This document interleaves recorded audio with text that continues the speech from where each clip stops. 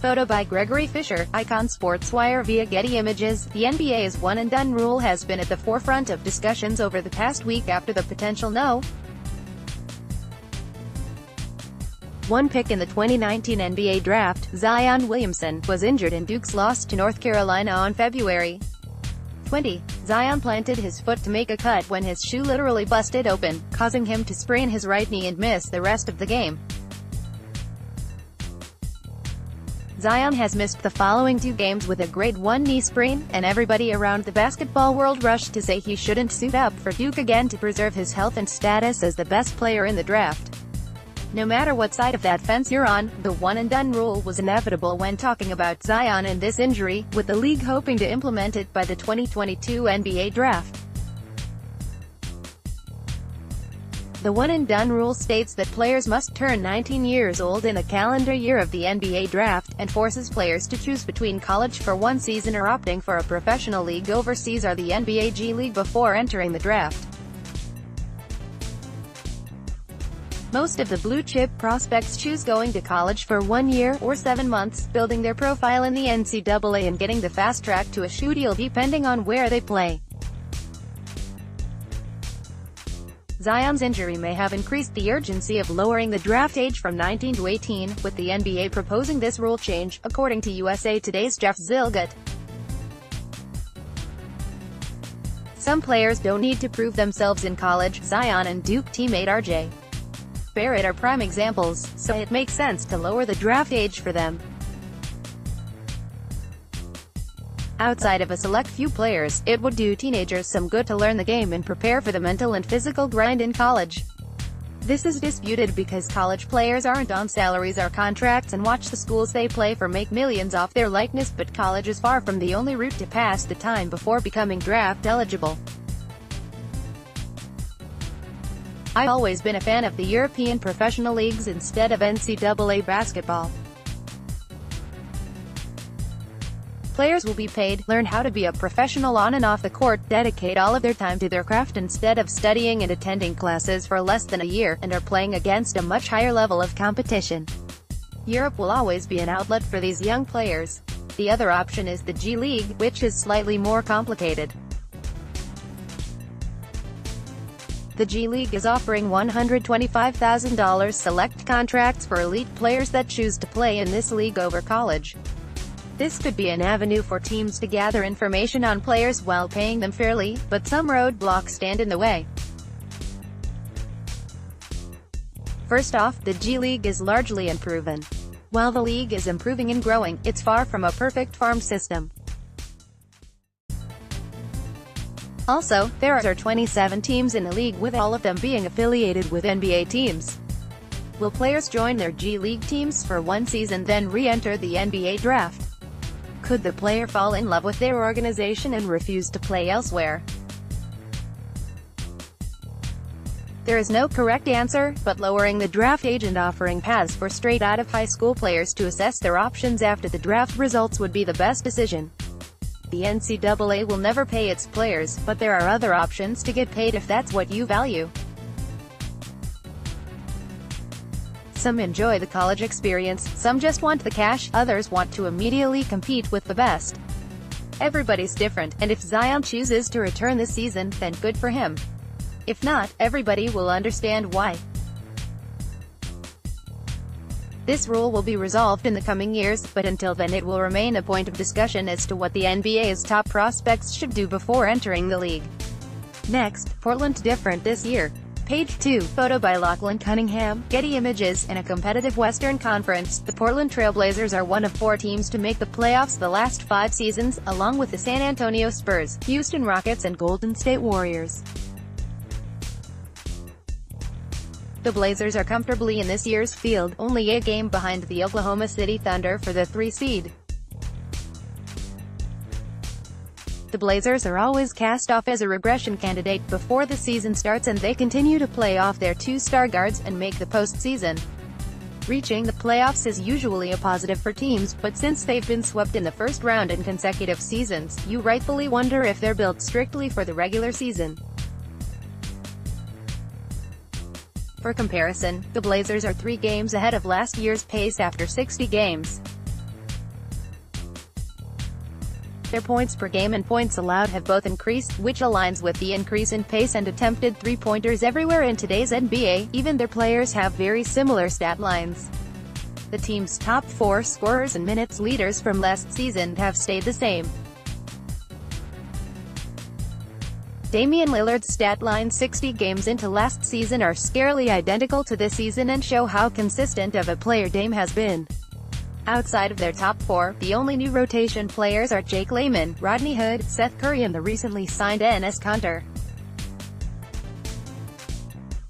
With so much carryover from last year's sweep to the New Orleans Pelicans, how much is different with this team, and why should anything but another early exit be expected? First off, last year's matchup with New Orleans hyper-speed small ball was the worst possible opponent for Rip City. Nilla had 2 excellent defensive guards, and Anthony Davis at the 5, which gave Jusuf Nurkic no chance. Fast forward to this year's conference outlook and there is nobody out west with 2 elite guard defenders that can stifle Dame and CJ McCollum. Next, there doesn't appear to be a small ball 5 that will force Nurkic off the court in the West, and he boasts the best defensive rating of any player in Portland that plays over 17 minutes per game. The guards will always be guarded by an opponent's top 2 defenders, so that isn't new. But keeping Nurkic on the court is the key for this team. He is perfect for Dame and CJ in the pick and roll, is a solid mid-range shooter, has great touch and feel for the game, and remains a beast in the paint. With not many matchups out west forcing him off the floor, this could be the Trailblazers' year to be dangerous in the postseason. Page 3, photo by Jonathan Daniel, Getty Images. The Chicago Bulls are rarely spoken about in a positive light. They have the 4th worst record in the NBA at 16-45 and came into the season with expectations to be this bad. They underwent a coaching change mid-season, which caused a separate bit of negative news, and have one of the worst rosters in the NBA. But there is one player that points to better times. Lauri Markkanen, the second-year forward from Finland, is on a scoring tear. The finisher has scored 20-plus points in 9 consecutive games, averaging 26.4 points and 12.4 rebounds per game over that stretch. He's led the Bulls to wins over the Boston Celtics, 35 points and 15 rebounds, and the Brooklyn Nets, 31 points and 18 rebounds. Markkanen was a gifted shooter coming into the NBA, and this season his numbers reflect somebody finding his stroke in the league. He's shooting 38.3% on 6.7 three-point attempts per game for the season. But scoring in different ways would always determine his ceiling as a player, and he is showing more of these flashes.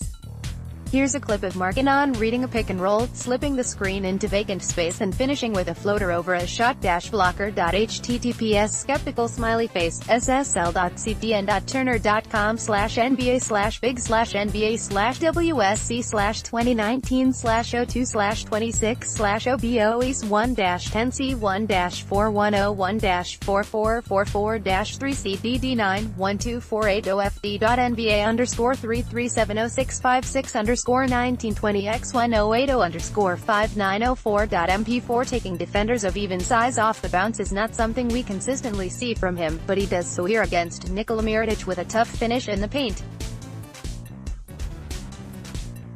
Mirotic closes out too hard, so Markkanen simply ball fakes and attacks the rim. https://ssl.cdn.turner.com/NBA/big/NBA/WSC/2919/023368029_590442CD.9 late in the game, he has one of the NBA's best defenders in Marcus Smart in his face and makes a tough three-pointer anyway. https://ssl.cdn.turner.com/NBA/big/NBA/WSC/2019/02/24/adef6a60-0650-5x7-add cc-b1a05a548333d.NBA_33579 1920x1080_5904.mp4. These three clips show the main aspects that will make Lauri Markkanen a great scorer.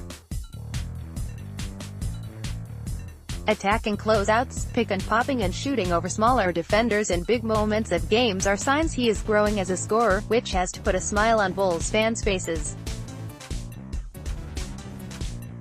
Page 4. Use your arrows to browse. Photo by Stacey Revere, Getty Images. With no signature NBA games this week, here are some favorites that warrant some attention. Minnesota Timberwolves at Atlanta Hawks, February 27. The Minnesota Timberwolves are 10th in the Western Conference, sitting only 3 games behind the San Antonio Spurs for the 8th seed. They play a fun style of basketball and possess multiple players that can go off on any night. Their road trip to face the Atlanta Hawks doesn't sound like a game to watch, but Atlanta and Trae Young have been a great watch for 2 months now. These are two teams that are building for the future and playing well for their standards at the moment. Milwaukee Bucks at Sacramento Kings, Feb. 27. The Milwaukee Bucks and Giannis Antetokounmpo have the best record in the NBA and are always must-see TV, and any reader knows the joy I get watching the Sacramento Kings. Throw them on one court with the Bucks fighting to maintain the top record in the league and the Kings trying to get in the playoffs, and this will be a fast-paced, spacious, beautiful game of basketball. Next, the 50 greatest NBA players of all time, updated for 2017-18, Boston Celtics at Houston Rockets, Mar. 3. These two 5 seeds come into this game with completely different vibes. The Boston Celtics have lost 3 straight games and it looked like the joy for the game that's been there in recent years has been taken from them. They're far behind Milwaukee and the Toronto Raptors in the standings and the eye test.